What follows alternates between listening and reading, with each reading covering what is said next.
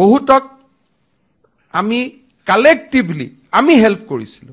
আজি তেওঁলোক কলেজৰ প্ৰিন্সিপাল কলেজৰ প্ৰফেসৰ ঠিক আছে আজি আমি 2 লাখ টকা দৰমহা পাও we have a different life but is it necessary to forget our time in the hostel বাকি সব কাম দূৰত থাকক কিন্তু যেতিয়া ষ্টুডেন্ট এজনৰ কাৰণে হোস্টেলৰ মেছ ডিউটি ফ্ৰী পাইছে প্ৰথমটো ভাবিব লাগে যে এই চৰকাৰে কেনেকৈ দি আছে এইবিলাক ক'ৰ পৰা টকা পাইছে ফাৰ্স্ট কোৱেশ্চন বাতৰি কাকত বিলাকে উত্তৰ দিব যে লোন লৈ টকা পাইছে anyway fine that is a news paper reporting এটো তেওঁলোকৰ কথা কিন্তু আপোনালোকে যেটা বিশ্বাস কৰিলে যে এই স্কিমটো সঁচা স্কিম তাৰ পিছত এই স্কিমটো সফল কৰাত আপোনালোকে জাপ মাৰি পৰিব নালাগে জানো যে ভাই I have seen those days in my hostel গটিকে এই স্কিমটো আমি সাকসেস কৰি দিও আজিতো যদি মই ডিক্টেটৰ হলুহেতেন মই ডিপিআই অৰ্ডাৰ দিলুহেতেন যে কটনৰ ফেকাল্টি খিনি দৰমহাৰ পৰা 200 টকা কাটি এইবাৰ টকাখিনি তাত উভতাই দিব লাগে but I cannot do it because I am not a dictator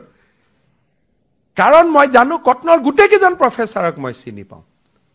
সকলো they have faced the similar hard days in the college in the hostel মই আশা কৰিম যে এইবাৰ যাতে হোস্টেল মেছ ডিউছত যেতিয়া আমি আপোনালোকক অহা মাহত ফৰ্ম পঠিয়াম take it as your own do not distance yourself from the government schemes take it as your own কাৰণ গভৰ্ণমেণ্ট আপোনালোকে ইয়াতো কোনো হিমন্ত বিশ্ব শৰ্মাই নিজৰ ঘৰৰ পৰা টকা দিয়া নাই কালেক্টিভলি উই আৰ গভৰ্ণমেণ্ট মন্ত্ৰী কেজন গভৰ্ণমেণ্ট নহয় কালেক্টিভলি উই আৰ গভৰ্ণমেণ্ট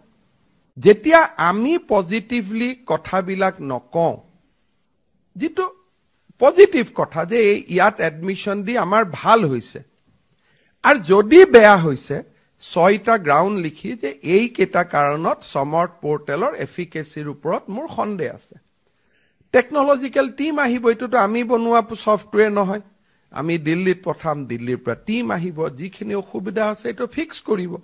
কাৰণ ভৱিষ্যতটো এআই আৰু টেকনলজিৰ ওপৰতে হ'ব অসমৰ কলেজৰ অধ্যক্ষসমূহ আৰু অসমৰ বাতৰি কাকতৰ ইমান সক্ষমতা নাই যে আমি ভৱিষ্যতৰ এআই ৰিভলিউচনটো ৰখুৱাই দিব পাৰো উই ক্যানট কাৰণ টেকনলজি ইজ এ ৰিয়েলিটি মুখ্যমন্ত্ৰী থাকিব আহিব যাব কিন্তু এআই টো প্ৰতিদিন বা আমাৰ অসমৰ জৰিয়তে আমি কেনেকৈ নোহোৱা কৰি দিব পাৰো হেতুটো নোৱাৰো কাৰণ তেওঁলোকে নিজে এআই টো ব্যৱহাৰ কৰে ৰুমত বহি যদি টেকনলজিক্যাল ৰিভলিউচনটো আমি কেইজনমান অধ্যক্ষই ভাবিলে এটো চেঞ্জ হৈ যাব নেকি এটোটো না যাব গটিকে টেকনলজিৰ লগত খোজ কাৰাটো আজি সাত জিপিটি টো হাতত ললে উই এম্পাৱাৰ্ড আৱাৰসেলফ তাত নেগেটিভিটিও আছে নেগেটিভিটি খিনিক বাদ দি পজিটিভিটি খিনি লোৱাটোৱে হল হিউম্যান ব্ৰেইন গটিকে এই যিবিলাক টেকনলজি আহিব টেকনলজিক্যাল ৰিভলিউচন হ'ব যি আল্টিমেটলি ষ্টুডেন্টক বেনিফিট কৰিছে বা বেনিফিট কৰিব তাক আমি ওয়েলকাম কৰিব লাগে with a sense of intellectual discussion যে প্ৰথমতে আলোচনা কৰিব লাগে ইয়াৰ পজিটিভিটি কি ইয়াৰ নেগেটিভিটি কি ওয়ান্স ইট ইজ ডান যে হয় এটো ষ্টুডেন্টৰ কাৰণে ভাল হ'ব উই আৰ কনভিন্স তেতিয়া টিথিং ট্ৰাবল বিলাক আমি নিজে ডিল কৰি ইয়াক আগুৱাই লৈ যোৱাৰ আমাৰ সকলোৰে কালেক্টিভ কেপেবিলিটি থাকিব লাগিব এবাৰ যিকোনো কলেজৰ অধ্যক্ষই ক'ব যে এডমিশন দি এবাৰ অশান্তি পোৱা নাই আমি আগতে ই আহিব বিবৰুৱা কটন আপোনালোকে নিজে ক'ব বিকজ টেকনলজি সো স্মুথ যেতিয়া অসমত এই ধৰণে এডমিশন হোৱা বুলি গম পালে বিহাৰ আৰু গোৱাৰ পৰা এডুকেশন মিনিষ্টাৰ সকল অসমত দৌৰি আহিছে সাবৰ কাৰণে যে অসমত কেনেকে এটা সুন্দৰভাৱে পোৰ্টেলৰ জৰিয়তে লাখ লাখ ষ্টুডেন্টক কলেজত নামভৰ্তি কৰিব পৰা হ'ল যিটো অসমৰ বাবে গৌৰৱৰ ক্ষণ সেইটো আমি ইয়াতে খিচিৰি পকাই পকাই ইয়াক আমি এটা অন্য ৰাস্তাত লৈ গলো যোৱা কেইটামান বছৰত নামভৰ্তি কৰাৰ পিছত আমি বিশ্ববিদ্যালয় মহাবিদ্যালয় সমূহক সুধিছিলো যে আপোনালোকে কিমান লৰা ছোৱালীক বিনামূলীয়াকৈ নামভৰ্তি কৰিলে কাৰণ চৰকাৰী কৰ্মচাৰীৰ সন্তান ইনকাম টেক্স দিয়া ব্যক্তিৰ সন্তান বা যাৰ উপাৰ্জন 2 লাখ টকাতকৈ বেছি তেওঁলোকক আমি বিনামূলীয়া এডমিশনৰ সুবিধা নিদিছিলো আমি সেই সকলক বিনামূলীয়া এডমিশনৰ সুবিধা দিছিলো যাৰ দেউতাক মাকৰ আয়ৰ পৰিমাণ বছৰি 2 লাখ টকাতকৈ কম এই গুটেইখিনি কাগজ পত্ৰ পৰীক্ষা কৰি মহাবিদ্যালয়ৰ অধ্যক্ষ সমূহে কোনোবাজনে আমাক সেপ্টেম্বৰত কাগজ দিয়ে কোনোবাজনে আমাক অক্টোবৰত দিয়ে কোনোবাজনে ডিসেম্বৰত দিয়ে কোনোবাজনে ফেব্ৰুৱাৰীত দিয়ে এটা সময়ত যি সকলে আগতীয়াকৈ কাগজ দিয়ে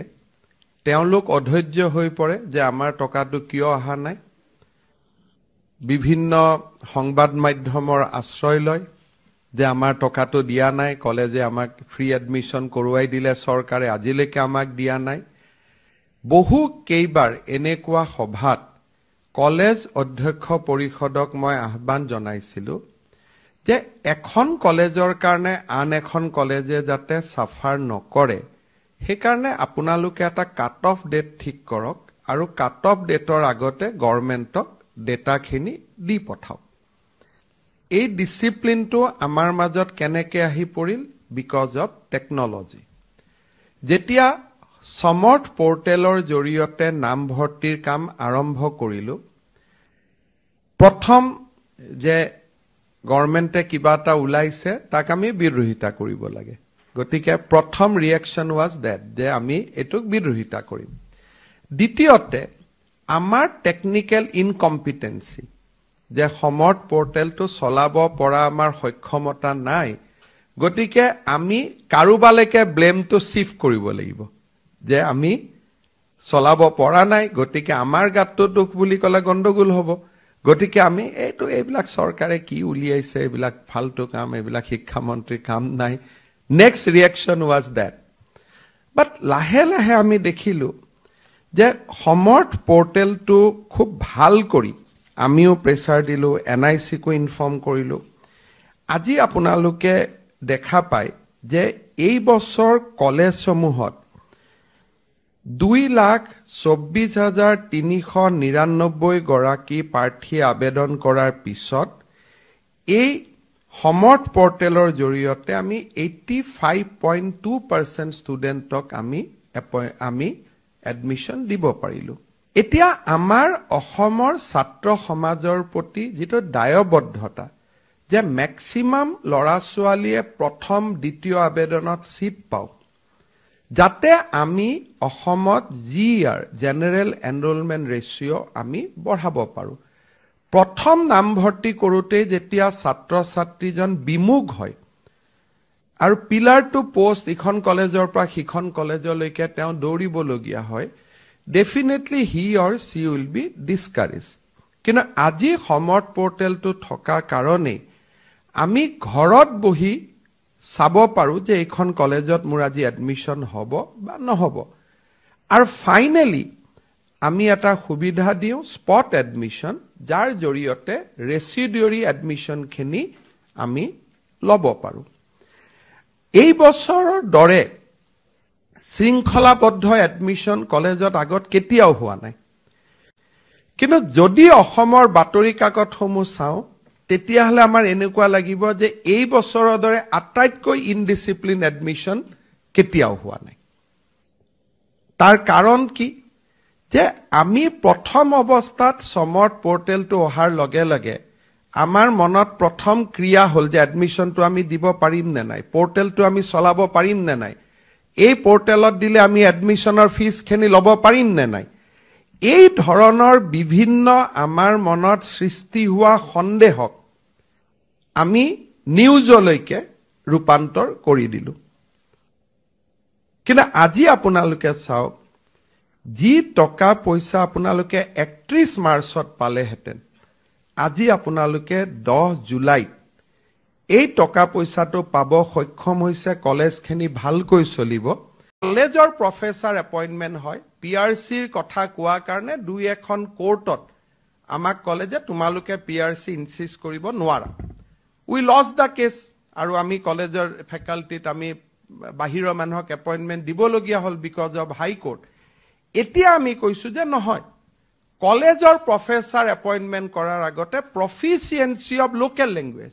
তাৰমানে শুৱালকুছিত যদি চাকৰি কৰিব খোজে অসমীয়া জানিব লাগিব অসমীয়াৰ পেপাৰ এখন আপোনালোকে 15 মিনিটৰ প্ৰথম কৰাই ল'ব তেতিয়া উৰিষ্যা বা বিহাৰৰ পৰা অহা ষ্টুডেণ্টজনে কেনেকৈ অসমীয়াত লিখিব সো যিসকলে নিজক জাতীয়তাবাদী বুলি ভাবে আমি তাতকৈও বেছি জাতীয়তাবাদী we go to the next level কাৰণ পিআৰচি বুলি ক'লে বঙালী কথা কোৱা মানুহ এজনো পিআৰচি হিন্দী ভাষী কোৱা মানুহ এজনো পিআৰচি কিন্তু যেতিয়া লোকেল লেংগুৱেজ বুলি ক'ব it is a very hard definition যেটো কলেজৰ মেনেজিং কমিটিয়ে ঠিক কৰিব what is the local language of my college area Sualkuchi কলেজে ক'ব অসমীয়া হোজাই কলেজে ক'ব আছামিজ ষ্ট্ৰোক বেংগলী হাইলাকান্দিয়ে ক'ব বেংগলী ষ্ট্ৰোক হিন্দী শিলচৰত ক'ব বেংগলী প্লাছ ষ্ট্ৰোক হিন্দী কোকৰাঝাৰত ক'ব বেংগলী ষ্ট্ৰোক বড়ো সব পিআৰচি তো আৰ্মিত কাম কৰি থকা মানুহ এজনেও ইয়াত পিআৰচি পাব যদি 3 বছৰ থাকে ডক্টৰ মনমোহন সিঙেও ইয়াত পিআৰচি পাইছিলে যদিও অসমত এদিনো থকা নাই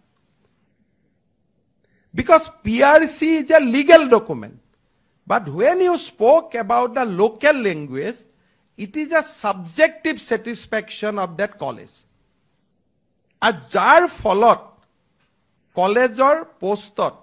আউটসাইডাৰে এপইন্টমেন্ট পোৱাৰ কথাটো নাহিবই কিন্তু ৰাতিপুৱাৰ পৰা সাংবাদিক মেল প্ৰেছ কনফাৰেন্স সব হৈ গল কিন্তু কতো এখাৰ নকলে যে গভৰ্ণমেণ্টে another safeguard was prescribed সেই কাৰণে মই ভাবো যে আমাৰ উদ্দেশ্য সবৰে এটাই কলেজ বিলাক ভাল হোক কাৰণ মই ইয়াত এই অৰ্ডাৰটো দিউতে I am not in two mind উৰিষ্যাৰ পৰা অহা প্ৰফেছৰ এজনে বিবৰা কলেজত কেনেকৈ চাকৰি কৰিব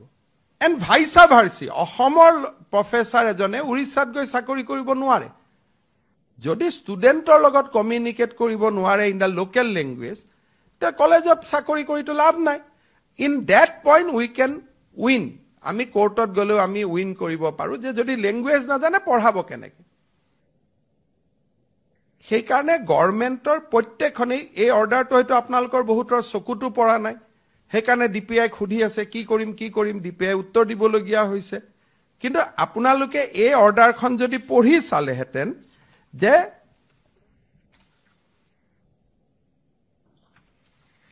all candidates must have proficiency in local language matter finish in university to provision নাই খুদিবৰ কাৰণে কলেজৰো প্ৰয়োজন নাই কাৰো প্ৰয়োজন নাই কাৰণ লোকেল ল্যাঙ্গুৱেজ যে ই বেছি ষ্ট্ৰিক্ট পলিসি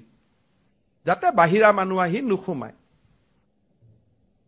আৰু বাহিৰা মানে ইভেন ষ্টেটৰো ভিতৰত যদি হসা পিআৰচিও হয় কিন্তু অসমীয়াটো যদি নিখিকে বহুত আমাৰ মাজতো লৰা ছোৱালী আছে অসমীয়া মানুহৰ লৰা ছোৱালী কিন্তু অসমীয়া ক'ব না জানে হি ইজ অলসো আউট মোৰ লৰা সাপোজ বাহিৰত পঢ়িছে অসমীয়া ক'ব না জানে আজি ডেফিনেটলি মোৰ লৰাজনে ভালকৈ অসমীয়া লিখিব নোৱাৰে হি ষ্টাডিড আউটসাইড ই যদি কলেজৰ প্ৰফেছৰ পোষ্টত এপ্লাই কৰে he is also not eligible because he doesn't have proficiency in the local language কলেও নহব লিখিবও লাগিব So interpret this clause in your favor যাতে আপোনালোকে ভাল শিক্ষক কৰ্মচাৰী কলেজত নিযুক্তি দিব পাৰে যোনে লোকেল ল্যাঙ্গুৱেজটো জানিব এনেকুৱা ধৰণৰ ক্লজে ষ্টুডেণ্টক বাধ্য কৰিব যে মই অসমীয়া শিকিম মই বেংগলী শিকিম মই বড়ো শিকিম মই হিন্দী শিকিম আদাৰৱাইজ মই কলেজত চাকৰি নাপাম আমি এসিএছটো এই ক্লজটো দিছো আমি লোকসেৱা আয়োগৰ পৰীক্ষাটো এই ক্লজটো দিছো যাতে লোকসেৱা আয়োগটো আমি লোকেল লেংগুৱেজ জানা কেণ্ডিডেটহে আমি পাব পাৰোঁ।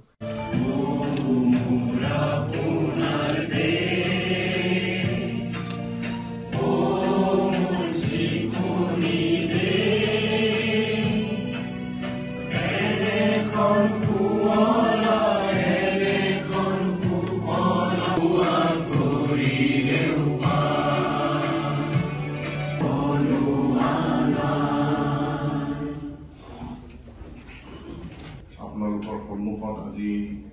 যিটো বিনামূলীয়া নামভৰ্তি, সেই বিনামূলীয়া নামভৰ্তিৰ ধনৰাশি যিটো ৰিইম্বাৰ্চমেণ্ট, সেই মহাবিদ্যালয়সমূহলৈ সেই ধনৰাশি মুকলি কৰাৰ এই অনুষ্ঠানত ভাৰতত আমি এটা ডিজিটেল ইণ্ডিয়া মিছন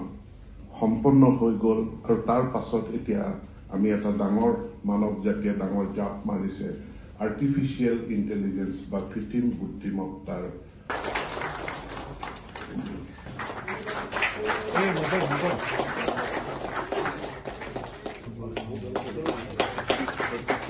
পূব কামৰূপ মহাবিদ্যালয়।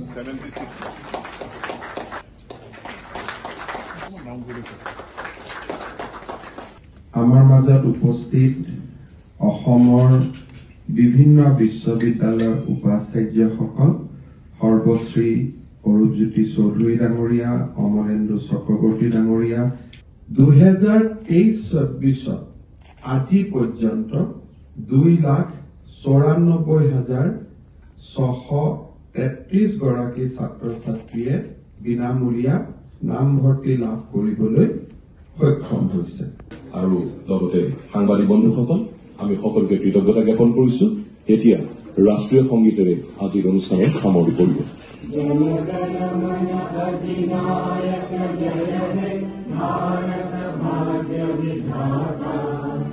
UDID for Disabilities Public Distribution System Portal, ABDM for Ayushman Bharat, and LIMS is one, the court case monitoring system. Historically, क्या वजह से pre office में at that time decision was taken that GAD would be implemented. GAD said they will go with NIC and then they went with the with RailTel. पहले वो NIC की data center में थे, then they went to RailTel. About 6 crore. So GAD is giving that budget, sir, and we are proposing that by the end of this year we would have the e-office fully in our data center. Claims are the objection of the allocated new. issue है second issue है sir, maybe formula for ये दूर होगा। আমাৰ প্ৰথমতে consignee প্ৰিন্সিপালৰ পৰা এটা collect কৰে। অসুবিধা হোৱাৰ কাৰণে যোৱাবাৰ এবাৰ আমি বঢ়াই 71 কৰিছো। তেওঁলোকে এলোটেড ডিলাৰৰ লগত লৈ যায় আৰু ডিলাৰ ডিটেইল এইখিনি চোৱাৰ পিছত তেওঁলোকে দি দিয়ে স্যাৰ।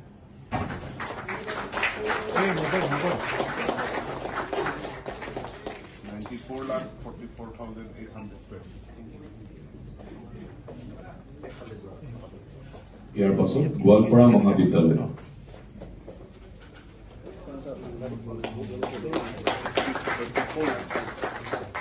84 lakhs। কামৰূপ জিলাৰ পূব কামৰূপ মহাবিদ্যালয়। 76 lakhs। ওদালগুৰি মহাবিদ্যালয়। 70 লাখ। বিলাসীপাৰা মহাবিদ্যালয় ধুবুৰী। 69 lakhs।